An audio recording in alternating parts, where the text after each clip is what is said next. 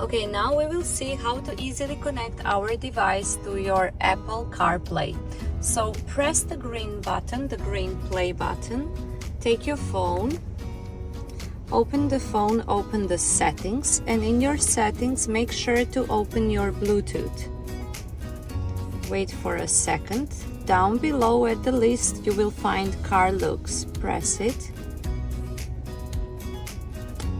Pair the device.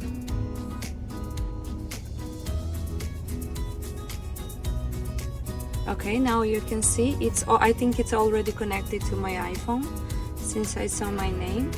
So it's uploading now.